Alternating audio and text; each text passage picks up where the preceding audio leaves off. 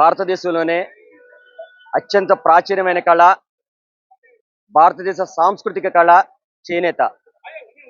చరిత్రలో చేనేతకి అత్యంత ప్రాధాన్యం ఉన్నప్పటికీ స్వతంత్ర సమరోద్యమంలో చేనేతలో అత్యంత క్రియాశీలకంగా పనిచేసిన దాని మీదట త్రివర్ణ పతాకంలో స్వతంత్రానికి పూర్వం ఏ చిహ్నం ఉండాలి అని జాతీయోద్యమ నాయకులందరూ ఆలోచించినప్పుడు స్వతంత్రోద్యమంలో కీలక పాత్ర పోషించిన చేనేతలో విదేశీ వస్త్ర బహిష్కరణ, స్వదేశీ వస్త్ర నినాదంతో మరి చేనేత వస్త్రానికి ఉన్న ప్రాముఖ్యతను బట్టి మరి స్వతంత్రానికి పూర్వమే త్రివర్ణ పతాకంలో మధ్యన చిహ్నంగా రాట్నాన్ని ఆరోధించారు. కానీ తర్వాత కొన్ని దశాబ్దాలుగా చేనేత అభివృద్ధిలో సాగినప్పటికీ కూడా కొన్ని 2-3 దశాబ్దాలుగా చేనేత ప్రతి సంవత్సరం మరి వృత్తి అంతరించిపోతూ ఈ రోజు చివరి దశకు వచ్చింది. అత్యంత ప్రాచీనమైన కళ, ఈ కళను రక్షించుకోవడం కోసం ఈరోజు చేనేత గర్జన, చలో మంగళగిరి చేనేత గర్జన అనే పేరుతో రాష్ట్ర వ్యాప్తంగా అన్ని జిల్లాల నుంచి చేనేత కార్మికులు స్వచ్ఛందంగా ఎటువంటి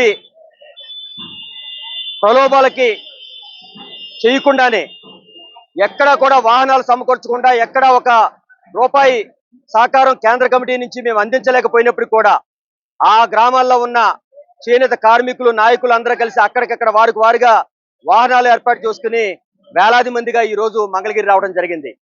వాస్తవంగా చేనేతను పరిరక్షించాల్సిన కేంద్ర రాష్ట్ర ప్రభుత్వాలు, చేనేత నాయకులు చేనేత వృత్తి పరిరక్షణని మర్చిపోయి ఎవరికి వాళ్ళ స్వార్థ రాజకీయాల కోసం వాళ్ళు ముందుండాలని, రాజకీయంగా వాళ్ళ పదవుల కోసమో లేకపోతే పదవులు రావనో లేదంటే పార్టీలకి అనుసంధానంగా ఉండడంతో చేనేత వృత్తిని పూర్తిగా నిర్లక్ష్యం చేశారు.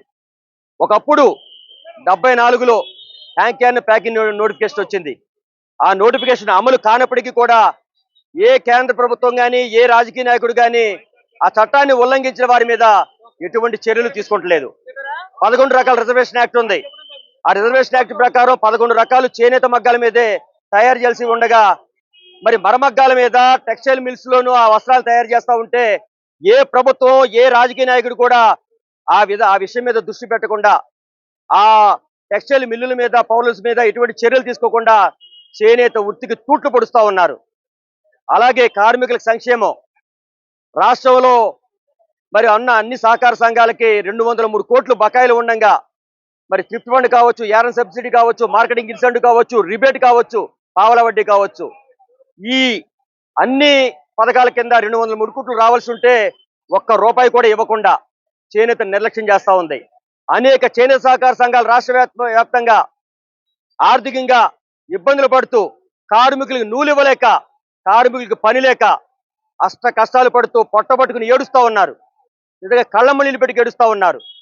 ఇదంతా చూస్తూ ఉంటే ప్రభుత్వమే ఈ చేనేతను చంపేసి, ఒక ప్రభుత్వం గురించి మాట్లాడట్లేదు, గత ప్రభుత్వం కావచ్చు, దాని ముందు ప్రభుత్వం కావచ్చు, కేంద్ర ప్రభుత్వంలో ఉన్న ఏ రాజకీయ పార్టీ అన్నా కావచ్చు, ఏ ప్రభుత్వం అన్నా కావచ్చు, రాష్ట్రంలో ఉన్న ఏ పార్టీ ప్రభుత్వం అన్నా కావచ్చు, అందరూ ఈ చేనేతను చంపేసి మిల్లులకి, పవర్లూమ్స్కి సహకరిస్తా ఉన్నారనే అనుమానం కూడా కలుగుతూ ఉంది. ఇంకొక ప్రధానమైన విషయం, మత్స్యకారులకు 150 కోట్లు ఇచ్చారు, సంతోషం, బీసీ సోదరులకు ఇచ్చారు. ఆటో కార్మికులు రోడ్లు ఎక్కుతారంటే 250 కోట్ల రూపాయలు నేరుగా వాళ్ళ అకౌంట్లో వేశారు, సంతోషం. పాస్టర్లకి 2 నెలల కిందట 600 కోట్లు వేశారు, సంతోషం, మేమేమీ కాదంటలేదు, స్వాగతిస్తాం.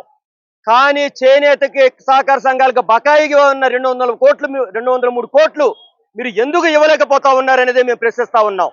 అంటే మా మీద ఎంత వివక్ష చూపుతా ఉన్నారు. చేనేత కార్మికులు అంటే నోరు తెరిచి అడగరు, సౌమ్యులు, రోడ్ల మీదకి రారు, మన ప్రశ్నించరు. చేనేతలో ఉన్న నాయకులు కూడా ఏ పార్టీకి ఆ పార్టీకి అనుసంధానంగా ఉంటూ పార్టీ పల్లకీల్ని మోస్తున్నారు, నాయకులు పల్లకీల్ని మోస్తున్నారు తప్పితే చేనేత కార్మికుల పక్షాన ఒక్క నాయకులు కూడా పోరాడుతున్న సందర్భం లేదు.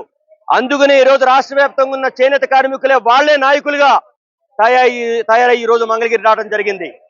అనేక మంది ఈ చేనేత గర్జన్ని విచ్ఛిన్నం చేయటానికి, విఫలం చేయటానికి అనేక ప్రయత్నాలు చేసినప్పటికీ కూడా ఎవరికి వారు స్వచ్ఛందంగా ఎంతమంది హాజరవడం అనేది ఎటువంటి ప్రలోభాలు చేయకుండానే, ఎవరు అంటే రావటానికి ఇటువంటి సహాయ సహకారాలు అందించకపోయినా స్వచ్ఛందంగా చేనేత కార్మికులందరూ రాష్ట్ర వ్యాప్తంగా ఇంతమంది ఇన్ని వేల మంది వచ్చారంటే చేనేత పరిశ్రమ ఎంత సంక్షోభంలో ఉంది, చేనేత వృత్తి ఎంత నష్టం జరుగుతూ ఉంది, చేనేత కార్మికుడు పొట్టబట్టుకుని ఎలా ఏడుస్తాడని మీరు అర్థం చేసుకోవాలి.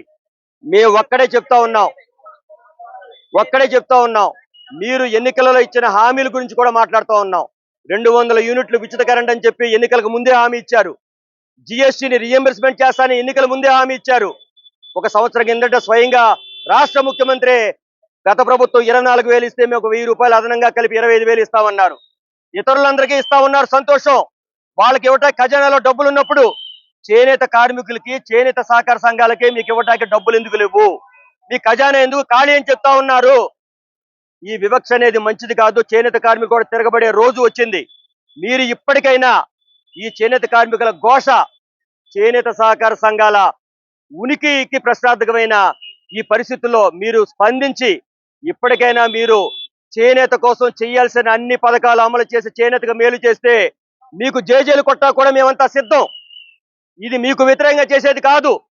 చేనేత కార్మికుల కడుపు కొడుతున్న పవర్ లూమ్స్, టెక్స్టైల్ మిల్స్ వీటిలన్నిటికీ సహకరిస్తూ చేనేతని చంపేసే ప్రయత్నమే ప్రభుత్వమే చేస్తా ఉందన్న భావన కలుగుతా ఉంది. ఇంకో ప్రధానమైన విషయం స్పష్టంగా చెప్తా ఉన్నాను.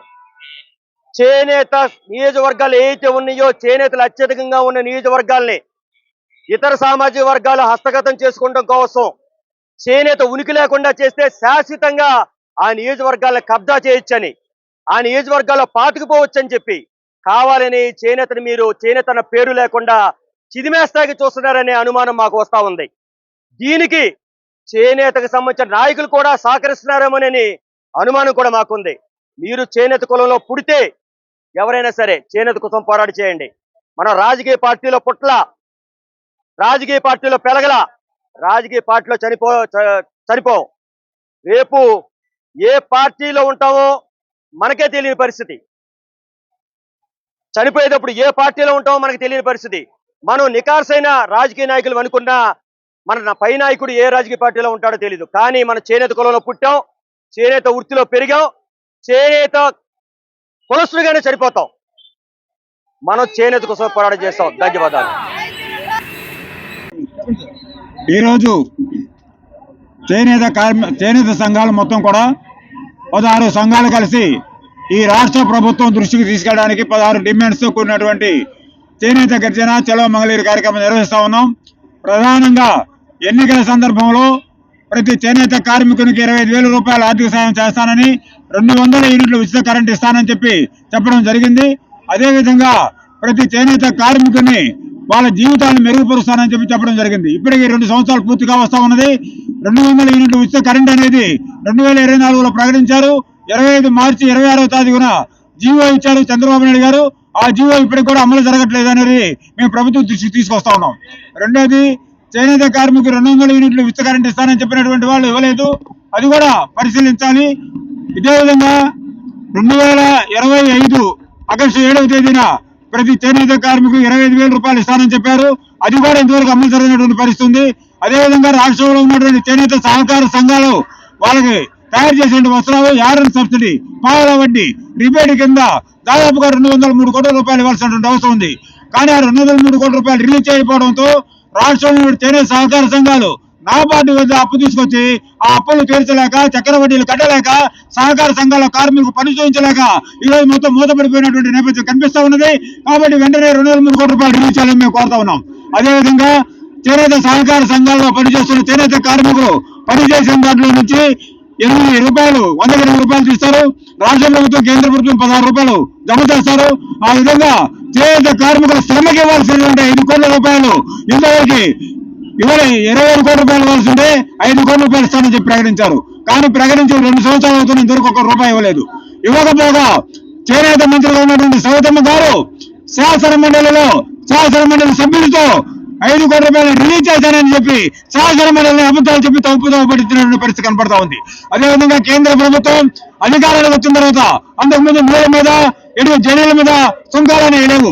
కానీ ఈ రోజు నూనె మీద 5%, రంగుల మీద 18%, రసాయనాల మీద 18% సుంకాలు వేసి 46% పన్నులు వేయడమే కాకుండా చేనేత వస్త్రాల మీద జీఎస్టీ వేసి చేనేతను ధ్వంసం చేస్తా ఉన్నటువంటి పరిస్థితి కనబడతా ఉంది. అందుకని ఈ సమస్యలు మొత్తం కూడా రాష్ట్ర ప్రభుత్వం దృష్టికి తీసుకెళ్ళడానికి గతంలో అనేక సంఘాలు విడివిడిగా ఆందోళన చేసిన ఈ ప్రభుత్వం పట్టించుకొని పరిస్థితుంది. అందుకని రాష్ట్రంలో 16 సంఘాలు ఐక్యంగా ఈ ప్రభుత్వం దృష్టికి తీసుకెళ్ళాలి. ఈ సమస్యలు ఈ గజ్జల్లో ఇచ్చినటువంటి డిమాండ్స్ ప్రభుత్వం అమలు జరగకపోతే భవిష్యత్తులో తీవ్రమైనటువంటి పోరాటం చేయడానికి కూడా ఈ 16 సంఘాలు సిద్ధమైనని చెప్పి మీ అందరికీ తెలియజేస్తూ పిల్లల మరి బాలకృష్ణ చేనేత సంఘాల ఐక్య కార్యక్రమం కో కన్వీనర్.